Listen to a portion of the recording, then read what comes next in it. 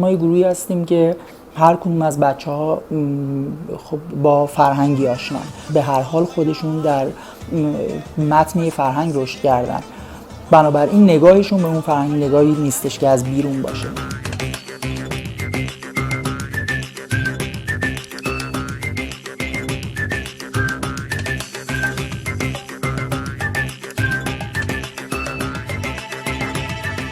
نام گروهشان رستاک است، به معنی شاخه نورسته‌ای که از بن درخت رشد می‌کند. شاید این معنای ساده بی ارتباط با کاری که گروه رستاک انجام می‌دهد نباشد.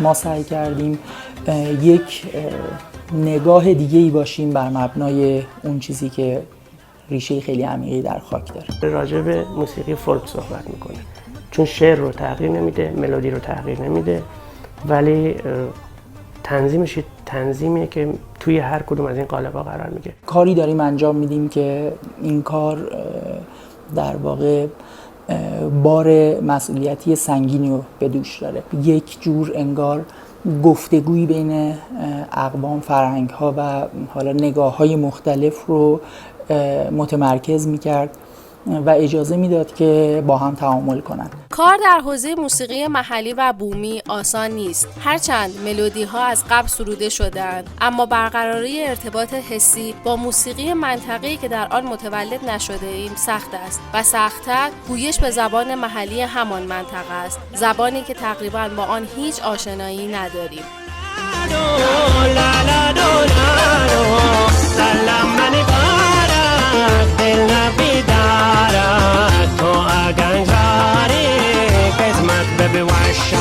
ما هر کدوم از اشعاری رو که داریم کار میکنیم با مردم بومی منطقه چک میکنیم، حتی اگه موزیسین نباشن، فقط مثلا قدیمی باشن، یعنی افرادی که سن بالایی دارن و اون زبان رو خیلی خوب میشناسن، و بعد با زبانشناسان یا با موزیسین هایی که اون قطعه رو کار کرده باشن. حتی سر ضبط ما یه ناظر ضبط مربوط به اون منطقه رو داریم. در مورد قطعه آذری این اتفاق افتاد توی روند خوندنش، این اتفاق افتاد که آقای اسداللهی که خودشون نوازنده ناقاران و خودشون از قدیمی های موسیقی آذری توی ایران هستن، خب ایشون تو کل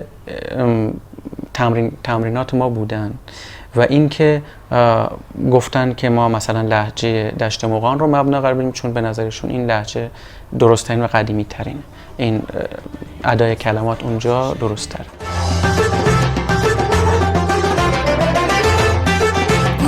رستاک از یک سری اعضای ثابت و نوازندگان مهمان تشکیل شده است. اعضای ثابت گروه بر نوازندگی یک یا چند ساز تسلط دارند و تا اندازه نیازهای اجرایی را برای تنظیم مناسب و قابل قبول قطعات برآورده می‌کنند. از آنجایی که رستاک خود را یک گروه تجربی می‌نامد، نوازندگان هم همچنان در حال تجربه‌های تازه هستند. خیلی کار سختیه که بخوایم بریم سراغ سازهای محلی، به خاطر اینکه اصلا با یک استراکچر دیگه، یعنی در واقع اصلا ساختارشون فرق میکنه، خیلی بدوی تره، کار باهاشون خیلی سخته.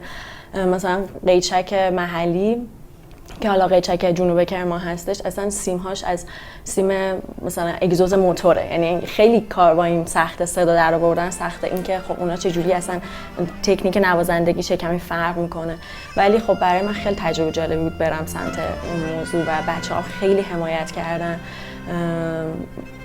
و خب خوشبختانه به نظر میاد که حالا نتیجه خوبی هم داشته.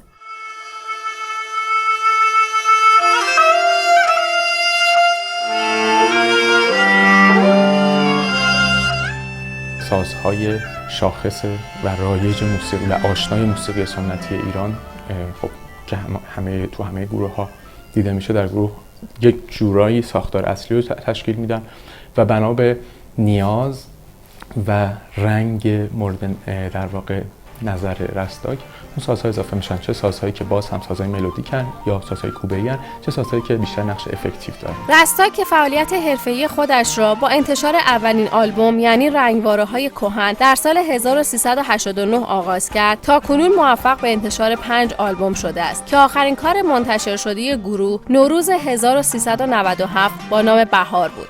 یکی از ویژگی‌های گروه رستاک سازبندی بزرگ آن است که به اعضای گروه امکان ایده پردازی و خلاقیت در تنظیم‌های تازه‌تر می‌دهد. البته انتقادها به گروه رستاک کم نیست و معمولاً پس از انتشار هر آلبوم انتقاداتی درباره اجرای لهجه و اصالت خود آثار محلی بازآفرینی شده وجود دارد.